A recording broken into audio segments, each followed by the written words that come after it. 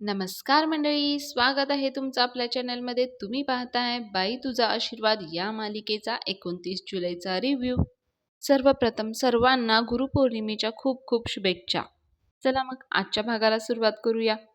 तर सुरुवातीला आपण पाहतोय की अवनी त्या रूममध्ये राहण्यासाठी येत असते. ती त्या घरमालकाच्या घरात आल्यानंतर गेट लावून घेते आणि सुरुवातीला नमस्कार करते. देवी आईला म्हणते, देवी आई आशीर्वाद असू दे. आयुष्याची नवीन सुरुवात करतीये. पहिल्यांदाच अशी एकटी राहणार आहे मी. भीती वाटतीये थोडी. सुरुवातीला अवनी थोडी घाबरत असते, पण नंतर ती स्वतःला खूप चार्ज करते. ती म्हणते, Avani come on, you can do it. Avani खूप आनंदी असते, कारण तिला नवीन मार्ग मिळालेला असतो. नवी सुरुवात करायची वेळ आलेली असते. अवनी मग पुढे जाते आणि बेल वाजवते. बेलचा आवाज कुत्र्याचा भुंकण्याचा असतो ना सुरुवातीला, त्यामुळे ती घाबरते. पण ती अजून एकदा येऊन गेलेली असते ना, त्यामुळे तिला कळतं की ही बेलचा आवाज आहे. परत न तो माणूस येतो बाहेर. अवनी त्याला नमस्कार म्हणते, पण तो काहीच न बोलता त्याच्या खिशातून ॲडव्हान्स घेतलेलं असतं ना, ते पैसे तिला परत देतो.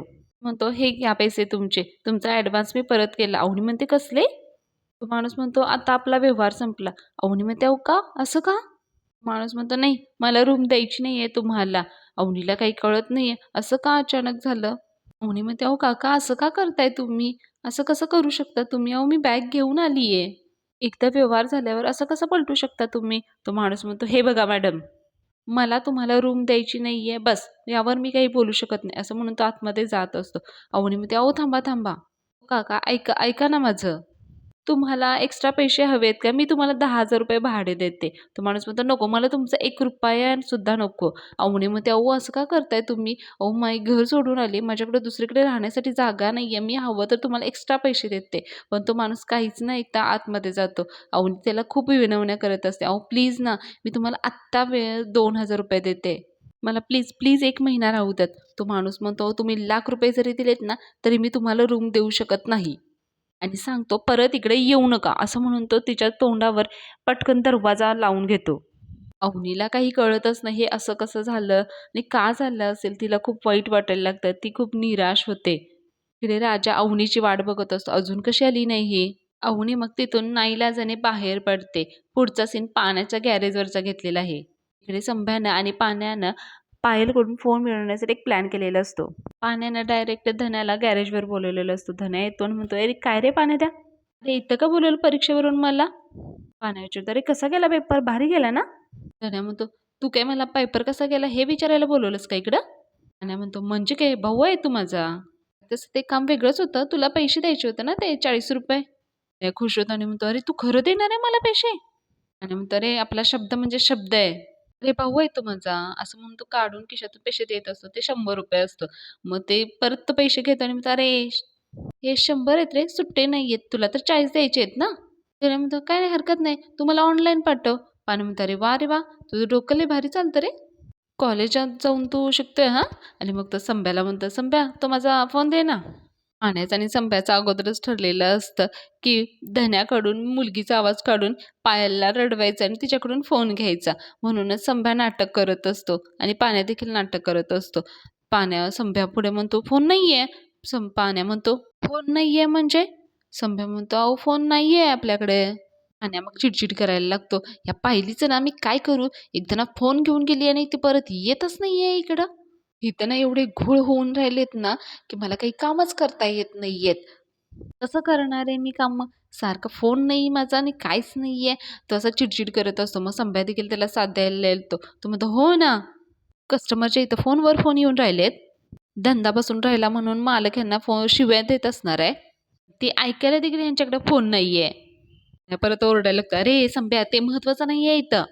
अरे इथं माझ्या सख्ख्या भावाला 40 रुपये देता येत नाहीत, ह्याचं टेन्शन आलंय मला. आणि तू हे बोलतोयस का रे. मग धन्या म्हणतो, अरे तू पण मग त्यांचा फोन किती दिवस झाले घेऊन बसलायस, तू देऊन टाक त्यांचा फोन, म्हणजे त्या पण देतील तुझा लगेच फोन. की नाही रे संभ्या. संभ्या देखील मान डोलवायला लागतो. पाण्या म्हणतो, अरे धन्या, तिला ना आत्ता मी जाग्यावर तिचा फोन देऊ शकतो. तो खिशातून फोन काढतो आणि म्हणतो, हा बघ, हा आत्ता फोन आहे माझ्याकडं, तिला आहे ना मी आत्ता आत्ता फोन देऊ शकतो, पण तिने यायला नको का इकडं, ती येतच नाहीये इकडं. पाण्या खूपच चिडचिड करत असतो. तो म्हणतो, ही ना येडीच पोरगी आहे 1 नंबरची. मग संभ्या म्हणतो, पाण्यादा माझ्याकडे ना एक झॅक आयडिया आहे. म्हणजे काय आहे, एखाद्या पोरीनं तुमची गर्लफ्रेंड म्हणून तिला फोन केला ना, तर लगेच कंटाळून फोन आणून देईल बघा तुमच्याकडे ती. काय कसं आहे डोकं? पाण्या म्हणतो, "ए, तुझ्या काय डोक्यात फरक पडून राहिला काय रे?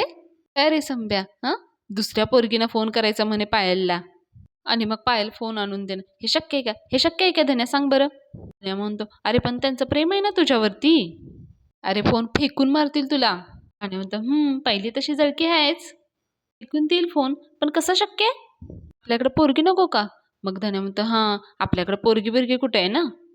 धन्या इकडे पाण्याच्या आणि संभ्याच्या गेममध्ये जवळ फसलेलाच असतो. पुढे पाण्या आणि संभ्या एकमेकांकडे बघायला लागतात आणि मग ते धन्याकडे बघायला लागतात. इथेच हा सीन कट करून पुढचा सीन अवनीचा घेतलेला आहे. अवनी खूप निराश, हताश होऊन त्यातून चालत येत असते. राजाला ते दिसतं की अवनी तिथून येत आहे ते. राजा लगेच ते बघितल्या ॲक्टिंग करायला लागतो. तो कोणाला तरी फोन लावायला लागतो आणि फोनवर बोलायला लागतो. तो म्हणत असतो, "हां, हां, गाडी ना उद्या पाठवतो की पाठवतो. हां, उद्या सकाळी ना? हां, नक्की, नक्की पाठवतो." राजा नाटक करत असतो. इतक्यात अवनी तिथपर्यंत पोहोचलेली असते. मग तो अवनीकडे बघतो आणि म्हणतो, "हां, मॅडम तुम्ही?" अवनीला पाहिल्यानंतर राजा थोडासा खुश असतो, पण तो परत स्वतःला सांभाळतो आणि म्हणतो, "अहो काय झालं?" अवनी रडतच सांगायला लागते, "रूम द्यायला नाही म्हणाले ते." राजा सुरुवातीला म्हणतो, "हां" आणि परत नंतर म्हणतो, "काय? रूम द्यायला नाही म्हणाला तो? काय? तुम्हाला घर द्यायला नाही म्हणाला तो?" "त्याला ना बघतोच," असं म्हणून तो जातो. परत पुढे जाऊन 4 पावले परत मागे येतो. अवनीला म्हणतो, "नाही असं कसं काय झालं पण?" अवनी म्हणते, "कसं झालं काय माहिती?"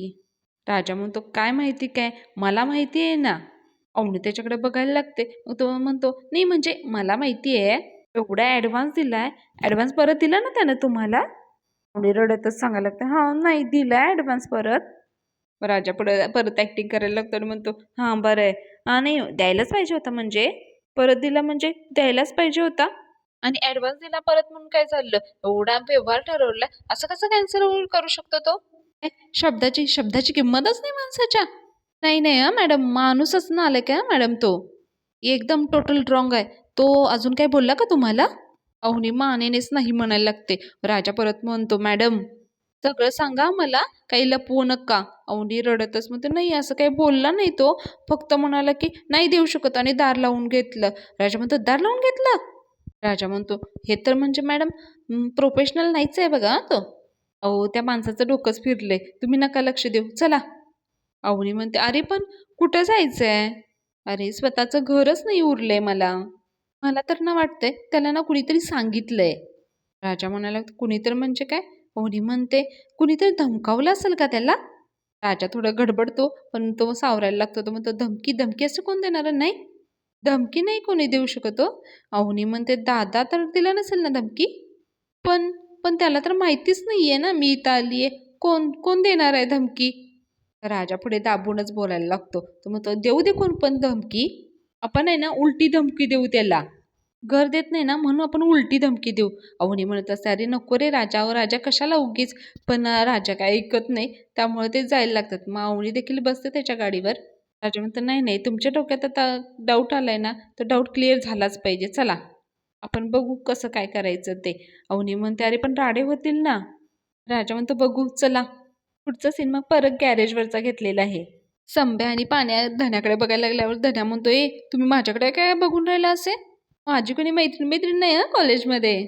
पाण्या म्हणतो, "मैत्रीण नाही पण तू आहे ना, तुझ्याकडे आहे ना हुनर पोरींचा आवाज काढायचा.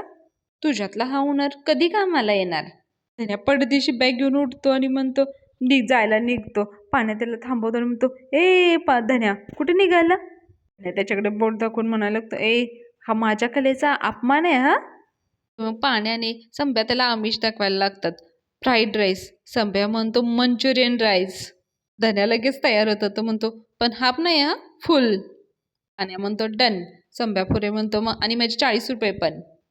पाण्या नाईलाजाने "ओके डन" असं म्हणतो. आणि मग लगेचच पाण्या धन्याला बसायला लावतो आणि म्हणतो, "चल लगेचच फोन लाव." संभ्या मग लगेच त्याला नवीन चिंता फोन काढून देतो. धन्या फोन लावतो पायलला. धन्या सुरुवातीला करून आलाप देतो आणि म्हणतो, "रे कसला आवाज काढून राहिलाय तू? अरे तुला पोरीच्या आवाजात बोलायचंय." धन्या म्हणतो, "अरे रियाज असतो तो." मला आहे ना ॲक्टिंगचं उत्तेजनार्थ पारितोषिक आहे शाळेत.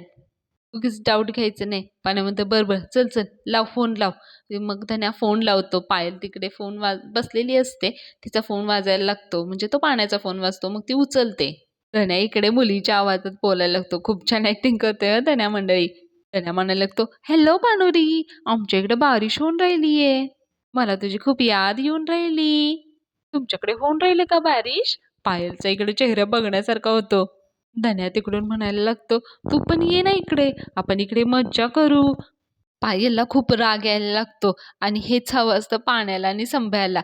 त्यामुळे मग पुढे पायल म्हणायला लागते, "ए लुबरे, कोण आहेस ग तू?"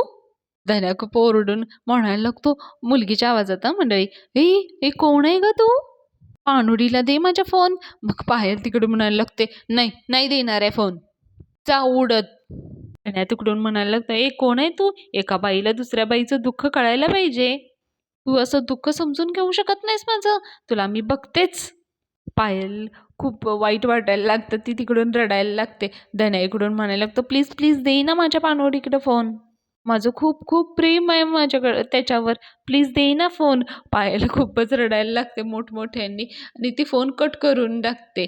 मग धन्या म्हणाला, "अरे बापरे! तिने फोन कटच केला." मग हे तिघे देखील खुश होऊन हसायला लागतात. आण्या म्हणतो धन्याला, "एक नंबर काम केलंय हां तू." आता पाहिली बघ कशी इकडे रडत रडत येते फोन द्यायला. पण इकडे संभ्याला आणि धन्याला वाईट वाटायला लागतं पायलचं. संभ्या म्हणायला लागतो, "पण त्या सॅड झाल्या असतील नाही का?" धन्या देखील म्हणतो, "हा ना, मला पण आहे ना थोडं थोडं तसंच वाटून राहिलंय बघ." पण पाण्या म्हणतात, "ए लिंबू-टिंबू, उगा काय सेंटी होऊन राहिल्या त्या पागलसाठी? हां, काय तिला असंच पाहिजे रे?" पुढचा सीन परत राजाचा आणि अवनीचा घेतलेला आहे. राजा अवनीला घेऊन त्या घरमालकाच्या बाहेर आलेला असतो. मग ते गेट उघडून आतमध्ये जातात. पहिल्यांदा बेल वाजवतात. बेलचा आवाज ऐकून पहिल्यांदा राजा थोडासा घाबरतो. परत अवनीला म्हणतो, "नाही तो बेलचा आवाज आहे." अवनीला आश्चर्य वाटतं, "ह्याला कसं कळलं? याला कसं माहिती?" अवनी म्हणते, "तुला कसं माहिती बेलचा आवाज आहे?" राजा म्हणतो, "नाही, ते माझ्या मित्राकडे पण अशीच बेल आहे ना. आणि हां, लगेच कळतं खऱ्या कुत्र्याचा आवाज नाहीये ना तो." बेलचा आवाज ऐकून तो घरमालक खिडकीतूनच बाहेर उत्तर द्यायला लागतो. तो म्हणतो, "कोण आहे?" राजाला सुरुवातीला बघून तो खूप घाबरतो आणि मग तो खिडकी बंदच करायला लागतो. राजा त्याला थांबवतो, "थांब." राजा ती खिडकीला धरतो आणि उघडायला लावतो त्याला. तो म्हणतो, "ए दार उघड चल." तो माणूस म्हणतो, "नाही उघडणार आहे." राजा त्याला धमकवतो आणि म्हणतो, "दार उघडतो का तोडू आता? चल उघड." तो माणूस म्हणतो, "नको नको दार नको तोडू." मग तो दार उघडतं. दार उघडल्या उघडल्या राजा आतमध्ये जातो. त्याला ढकलून ओरडायला लागतो, "काय व्यवहार ठरलेला असा कसा मोडू शकता तुम्ही?" तो माणूस म्हणतो, "अहो तुम्हीच तर." राजा एकदम त्याची कॉलर पकडतो आणि म्हणतो, "काय तुम्हीच तर काय? माझा काय संबंध आहे हां? काय काय संबंध काय माझा? पहिल्यांदा भेटतोय ना आपण पहिल्यांदा?" तो डोळे मोठे करून त्याला सांगत असतो. पहिल्यांदा भेटतोय म्हणून सांग असं जवळपास त्याला राजाला म्हणायचं असतं. माणूस देखील मग "हो, हो, हो. पहिल्यांदाच भेटतोय. पण हे बघा तुम्ही अति करताय. मी पोलिसांना बोलवीन." राजा म्हणतो, "बोलव, बोलव. पोलिसांना बोलवणार आहेस का तू?" राजानं अजून त्याची कॉलर सोडलेली नसते. त्याची कॉलर पकडूनच तो बोलत असतो. अवनी म्हणते, "अरे राजा सोड त्याला. ही पोलिसांची भानगड-बिनगड नकोय आपल्याला." पण राजाला त्याच्याबद्दल अजून राग असतो कारण त्यानं त्या मुलगीला देखील पाहिलेलं असतं. त्याचाच राग असतो त्याच्या मनात. तो म्हणत असतो, "मॅडम तुम्हाला माहिती नाही ह्यानं काय केलंय ते." राजा लगेच सावरतो आणि म्हणतो, "म्हणजे मी म्हणतोय की ॲडव्हान्स घेऊन कॅन्सल केलं ना यानं. केवढी गैरसोय केली आहे त्यानं." अवनी खूप हताश झालेली असते. ती म्हणते, "सोड ना राजा. त्यांना नसेल द्यायची रूम तर राहू देत. उगाच कोणाला जबरदस्ती नको आहे. हे घर त्यांचं आहे, तर त्यांचा निर्णय असेल, राहू देत." राजा मग त्याची कॉलर सोडतो आणि म्हणतो, "कुठं जाणार आहेत आता मॅडम आमच्या?" मी म्हणते, "अरे राजा जाऊ देत, घर त्यांचं आहे." राजा म्हणतो, "बरोबर आहे तुमचं, घर त्यांचं आहे, त्यांचा निर्णय आहे." पण राजा त्याला धमकावायला जातो जाता आणि म्हणतो, "पण आता तुम्ही ना फक्त पुरुषांना रूम द्यायची हां इथं." माणूस देखील हो, हो, हो म्हणून घाबरायला लागतो. राजा म्हणतो, "तो बोर्ड आहे ना, तो बोर्ड काढून टाकायचा. कुठल्याही बाईला इथं रूम द्यायची नाही." जाता जाता तर त्याला मारत असतो आणि सांगत असतो, "शांत बस, बोलू नकोस म्हणून काय." तो अवनीला म्हणतो, "चला मॅडम जाऊया आपण." जाता जाता राजा त्या माणसाकडे बघून म्हणायला लागतो, "नीला जरा बेशरम माणूस आहे हा." माणूस राजाला बघून खूप घाबरलेला असतो. राजा मग अवनीची बॅग घेत असतो, पण अवनी तिची बॅग घेते आणि मग ते जायला निघतात. अवनीला राहून राहून खूप वाईट वाटत असतं कारण तिनं खूप स्वप्न पाहिलेली असतात. तिला बाहेर पडून काहीतरी तिच्या करिअरचं बघायचं असतं. अवनी तिथे बघून थांबून त्या घराकडे परत बघत असते वळून वळून. पण राजा मग तिला समजवायला लागतो. अहो, तो माणूसच नालायक आहे. तुम्ही नका हे करू. तुम्ही चला, बसा, आपण जाऊया. पाहुणे म्हणते, "कुठे जाणार मी? एकच तर आशा होती मला."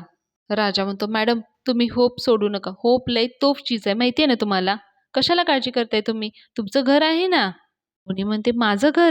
राजा म्हणतो, "म्हणजे आमचं आपलं घर. तिथं तुम्हाला ऑल्वेज वेलकमच आहे." अवनी म्हणत असे, "नाही आता परत तिथे कशाला?" पण राजा तिला म्हणत असतो, "अहो मॅडम, तुमची दुसरी कुठेतरी सोय होईपर्यंत तात्पुरते तरी चला ना घरी. चला ना." अवनीकडे आता सध्या तरी दुसरा कोणताच पर्याय नसतो. त्यामुळे ती राजाच्या मागे बसते गाडीवर आणि जायला निघते. राजा खुश असतो अवनी आल्यामुळे, पण अवनी दुःखी असते खूप. राजा आणि अवनी गेल्या गेल्या लगेच तिथेच त्या माणसाच्या घरामध्ये महेश, विवान आणि दत्ता शिरतात आणि ते सगळीकडे अवनीला शोधायला लागतात. माणूस म्हणत असतो, "ओ अरे कोण आहे तुम्ही? आहात कोण तुम्ही?" सगळीकडे अवनीला शोधायला लागतात, पण अवनी कुठेच त्यांना सापडत नाही. माणूस त्यांना म्हणायला लागतो, "अहो, माझ्या घरावर पोलिसांची रेड पडल्यासारखी काय झडती घेऊन राहिले हो तुम्ही? अरे, चाललंय काय तुमचं?" अवनी कुठेच दिसत नसल्यामुळे सगळेजण तिघेही त्या माणसाला म्हणायला लागतात, "ए, कुठे आहे अवनी? कुठे गेली? सांग बरं." महेश म्हणायला लागतो, "बऱ्या बोलाने सांग, तू ज्या मुलीला रूम दिलीस ती मुलगी कुठे आहे?" तो माणूस म्हणायला लागतो, "अहो, कुठे आहे मुलगी? कुठली मुलगी?" "अरे, जो तो येतो, तो माझीच कॉलर पकडतो. इथं कोण मुलगी-बिलगी नाही आहे ना, चला निघा." मग महेश विवानला सांगतो, "चल." म्हणजे परत त्याला दाखव तुझा हिंगा असं म्हणत असतो. मग विवान त्याच्याजवळ येतो आणि म्हणतो, "ए, शांत बसायचा आणि सांग कुठे आहे ती मुलगी?" दत्ता तिकडून म्हणायला लागतो, "ए घाऱ्या, बॉडी बिल्डिंग बघितली का?" तो विव्यांकडे बोट करून दाखवत असतो. "अरे मोठ्या कष्टानं बटनानं आतमध्ये दाबून ठेवली आहे बॉडी. बटणं जर तुटली ना तटा तर तुला फटाफटा मारील तो. अरे रे रेम्या डोक्याचा आहे तो. असा हाणील ना, त्यामुळं चुपचाप सांग सगळं. कुठे आहे ती पोरगी? अरे सांग ना." तो खूप ओरडत असतो त्या माणसावर. तो माणूस म्हणतो, "आई शपथ खरं खरं सांगतो. कुणीच नाही आली इथं मुलगी." काही सांगत नाही म्हटल्यानंतर विवान, महेश दोघेही आणि तिकडून वरून दत्ता देखील त्याला मारायला लागतात. मग तो म्हणतो, "ओ थांबा, थांबा, थांबा. सांगतो, सांगतो. थांबा, ऐका ना." "हो, ती मुलगी आली होती, पण ती निघून गेली." विवान म्हणायला लागतो, "अरे पण ती रेंट देऊन राहायला आली होती ना ती इथे? मग कशी काय निघून गेली? लपवून ठेवलंयस का तू इथे? बऱ्या बोलानं सांगायचं हां, बॉक्सिंग चॅम्पियन आहे मी." महेश फक्त बघत असतो त्याच्याकडे. मग तो माणूस म्हणतो, हात जोडून तो म्हणायला लागतो, "नाही, नाही, अहो मी सांगतो, खरं खरं सांगतोय तुम्हाला." "अहो ती कोण कुठली मुलगी? आली तेव्हा लई साधीभोळी वाटत होती. पण आता जो तो येतो, तो माझ्याच जीवावर उठून राहिलाय." महेश म्हणायला लागतो, "जो तो म्हणजे?" दत्ता म्हणतो, "म्हणजे कोण? कोण हे आलं होतं?" हे तिघेही त्याला घेरतात आणि विचारायला लागतात, "कोण? कोण आलं होतं कोण?" तो माणूस म्हणतो, "कोण आलं होतं ते माहिती नाही आणि नावही नाही सांगता येणार त्याचं." तर तो म्हटला, की "त्या पोरीला जर रूम दिलीस ना, तर 36 डोळ्यात घालीन म्हणून." हो, त्यानं 2-2 खून केले होते आणि तिसरा आहे ना, तो माझा खून करणार होता. माणूस खूप घाबरलेला असतो. दत्ता ओरडतो आणि म्हणतो, "अरे पण तो कोण होता कोण?" माणूस माणूस म्हणतो, "तो म्हणत होता तो तिचा नवरा आहे." दत्ता म्हणतो, "हां, तो राजाच होता. तो तिला जबरदस्ती घेऊन गेलाय." पुढच्या सीनमध्ये अवनी आणि राजा जात असतात. जाताना त्यांना ट्रॅफिक लागलेले असतात. ते थांबलेले असतात. साईडहून दिंडी जात असते. दिंडीमध्ये खूप सारे वारकरी असतात. पालखी देखील असते. मग अवनी ते बघून त्याच्याकडे नमस्कार करते. पालखी त्या दोघांच्या जवळ आल्यानंतर ते दोघेही मनोभावे विठ्ठलाला नमस्कार करतात. अवनी मनात विठ्ठलाला सांगत असते, "विठुराया, मनात हजार प्रश्न आहेत. पण उत्तर मात्र एकही नाहीये. कुठं जावावं? कुणावर विश्वास ठेवावा? काहीच कळत नाहीये रे. आजपर्यंत प्रत्येक गोष्ट मी माझ्या बुद्धीनं, हिमतीनं ठरवायचा प्रयत्न केला. पण आहे ना, आज असं वाटतंय की सगळं काही तुझ्यावर सोपवावं. तू नेशील तिकडे जावं, तू नेशील त्या मार्गावर जावं, रस्त्यावर जावं. विठुराया, माझी पावलं चुकू देऊ नकोस. माझ्यासाठी जे योग्य असेल तेच घडू देत. आता माझा मार्ग, ध्येय, उद्याचे आयुष्य सगळं काही तुझ्यावरच सोपवत आहे मी."